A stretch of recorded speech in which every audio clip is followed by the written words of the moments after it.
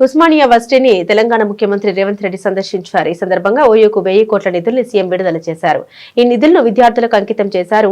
అలాగే ఓయూ అభివృద్ధికి 45 లక్షల చెక్కు అందించారు. పూర్వ విద్యార్థులు అనంతరం ఆర్ట్స్ కాలేజీ భవనం దగ్గర సర్వం సిద్ధం పేరుతో సభ నిర్వహించారు. ఈ సభలో సీఎం రేవంత్ రెడ్డి పాల్గొని ప్రసంగించారు. స్వరాష్ట్ర ఆకాంక్షను బలంగా ఉస్మానియా యూనివర్సిటీ వినిపించిందని తెలిపారు.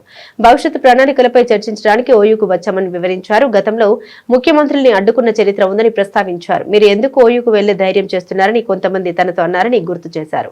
మీరిచ్చే సూచనలు, మేధావులు ఇచ్చే సలహాలతో ఓయూను అంతర్జాతీయ ప్రమాణాలతో తీర్చిదిద్దుతామని స్పష్టం చేశారు. ఈ ఉస్మానియా యూనివర్సిటీని వేదిక చేసుకోదలుచుకున్నా. 1000 కోట్ల అనేది పెద్ద విషయం కాదు. నేను డబ్బుల రూపంలో చూడట్లేదు, ఖర్చు రూపంలో చూడడం లేదు. ఇది నా భవిష్యత్ తరాల కోసం పెట్టుబడిగా చూస్తున్నా.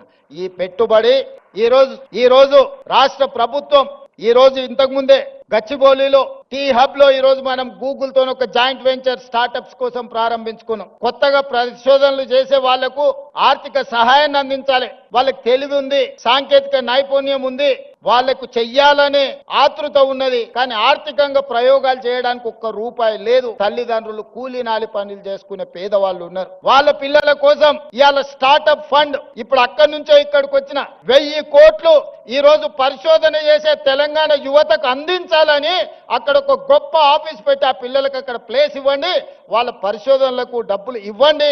ఒకప్పుడు గూగుల్ కూడా 2 విద్యార్థులు ఒక కార్ షెడ్ లో మొదలు పెడితే ఇవాళ గూగుల్ అయింది. టెస్లా, ఇలాన్ మస్క్ ఒక చిన్న పరిశోధన చేస్తే ఇలాన్ మస్క్ అయింది. ఇట్లా చాలా కంపెనీలు ప్రపంచంలో స్టార్టప్స్ గా మారి మొదట్లో చదువుకున్న విద్యార్థులు చిన్న ప్రయోగం చేస్తే ఆ ప్రయోగంలో వాళ్ళు విజయం సాధిస్తే ఈ రోజు ప్రపంచంలోనే ఆగర్భ శ్రీమంతులైనరు.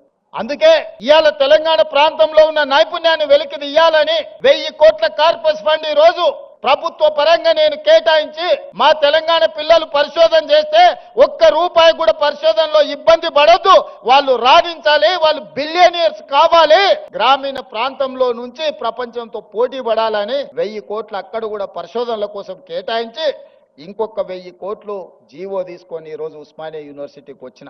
ఉత్త చేతులతో రానని ఆనాడే చెప్పిన. ఉత్తుత్తు మాటలు చెప్పే అలవాటు నాకు లేదు.